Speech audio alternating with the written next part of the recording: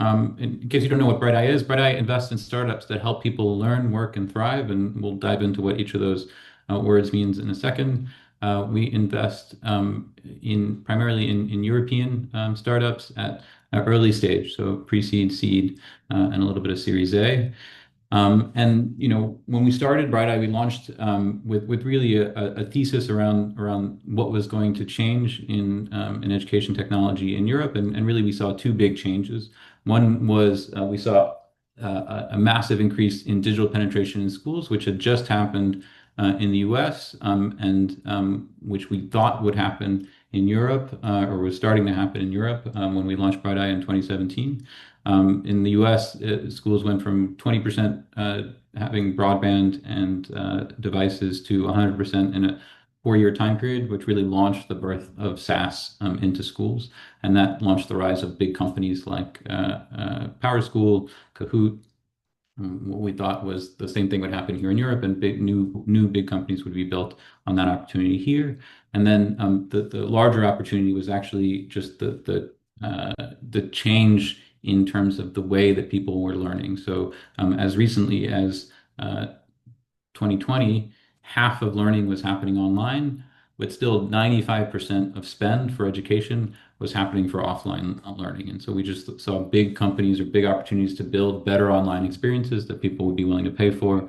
Again, we'd seen it play out a bit before we launched Bright Eye in 2017. And our thesis was that you see the same kinds of companies as Duolingo and Coursera being launched here in the US, or in Europe rather. And indeed, we saw both of those parts of the thesis kind of come to fruition. So Stewie is as Reese mentioned earlier, is a company that is now in over 20,000 schools in our portfolio, which is very much part of the first wave of SaaS applications being made available to European schools. And there was a massive change in terms of digital adoption that happened in Europe, particularly during COVID, and has continued since.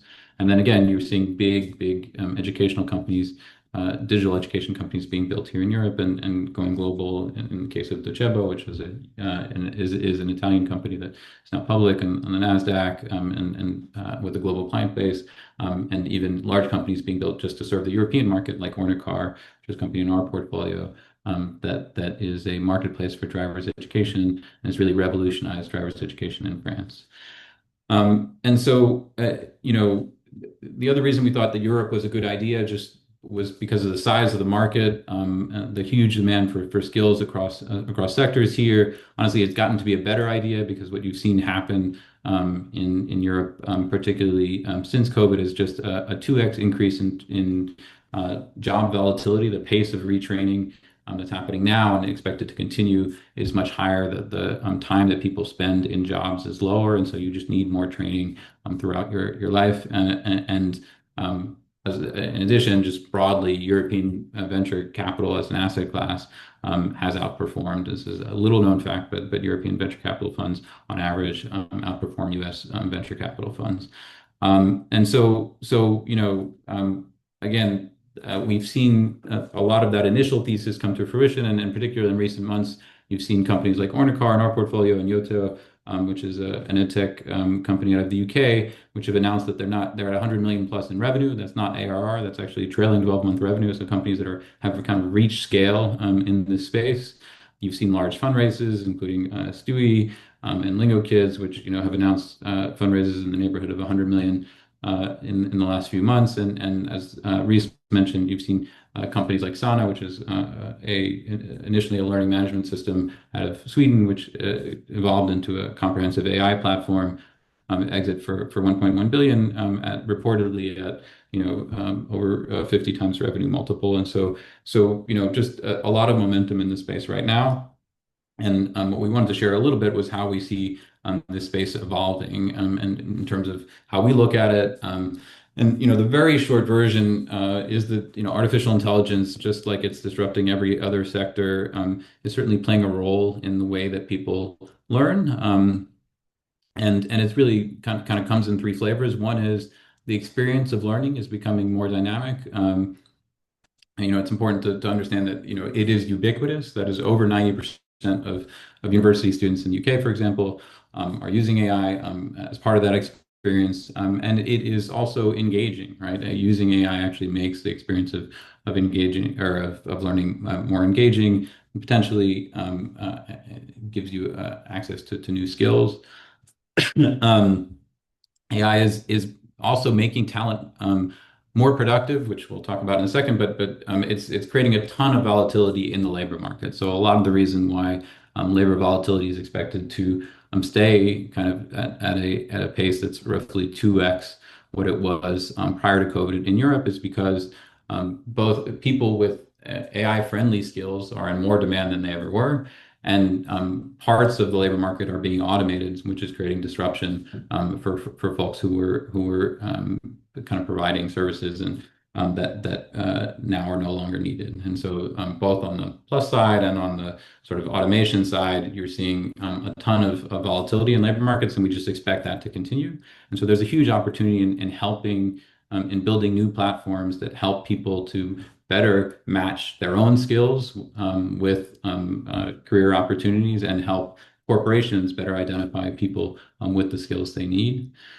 And then the last thing that's happened is really ed tech and future of work have merged. We'll talk about more about this in a second, but really AI has brought learning and productivity much closer together. It's increased the ROI of learning and when you can learn something much closer to the time you need to use that in a professional context, you both remember it better and also there's a net productivity effect that corporations are more willing to pay for. Um, so, when we think about AI, we still think it's very early innings, right? If you look at the total ARR of the top 50 AI agents globally, it's in the neighborhood of 2 billion in aggregate. Whereas, a single deal that was announced a few weeks ago on the infrastructure side was NVIDIA investing 100 billion in OpenAI, and OpenAI actually has since, I think yesterday, announced an even bigger deal with ARM. And so the size of the investment happening on the infrastructure side dwarfs kind of the revenue that we're so far seeing on the application side, but we think ultimately that will catch up. That's not there may continue to be an imbalance, but certainly the amount of revenue that will be generated in the future by apps incorporating AI is likely to be much higher than what it is today. And if you look at how AI is being used today, um, it's learning is actually the major use case. This is a breakdown that was released, I think, 2 weeks ago or so by David Deming of what people are actually doing on OpenAI. And so what you can see is that you know, the two biggest use cases are practical guidance and seeking information, which is roughly half of what people are doing. And that's all essentially finding information and upgrading skills, right? So that's all pure learning. And even in cases of writing where, there is a fair amount of people who are using AI to directly write personal communications for them. But actually, the major use case within writing is editing, critiquing, and summary of arguments inside of text that you've already written. So actually, it's learning how to become a better writer, right? So well over half of the time that's being spent inside of AI today is on learning functions, and there are disciplines like computer program, for example, where it serves a much more direct productivity function, and that's what you see in this sort of brown column. But it's actually not the majority of what people are doing with AI today. Um, and what that's led to is a tension overall between augmentation and automation, right? Jobs that are where there's more productivity applications of AI today, notably computer programming jobs. You see actually a significant percentage of those jobs being automated. You can see here, this is a chart that released by Anthropic, which shows different professions and the percentage of tasks that have been automated versus augmented in those professions. And so for software development related professions, tends to be a relatively high degree of automation. And there's still a lot of augmentation happening. So you have potentially a bit less need for programmers, but the programmers that you do have are much more productive. And so ultimately, there's both some upside and some downside there. And there are other professions, particularly, for example, in the healthcare space, where the applications of AI are more purely augmentative, right? So, and unsurprisingly, what you see in those professions is just Whereas in computer software development, you're seeing at least a dip in hiring at least junior developers in professions where it's purely augmentative. You're seeing kind of more hiring across the board, and that plays out in a number of different studies, which I won't dwell on here, but we'll make the slides available. Um, so our bet, broadly speaking, is if you think about, well, AI is both augmenting and automating work. Our bet is that, augmenting human capital is actually the biggest opportunity of the AI age of the two. And that actually, when you think about the value chain of learning, or at least the experience of learning, where you used to, in an idealized fashion, learn your profession in your early career, and then find a job that made use of those skills, and then and then become productive on the job, in a kind of a linear fashion. We are now in a situation where it's just a continuum. That is, you will learn some skills, you will a profession that makes use of those skills, you will come on the job, and then you will continuously learn on that job. And potentially, you will then realize that you need to learn new skills and then find another profession and then, become productive. And that will just be the way that people kind of work from now on.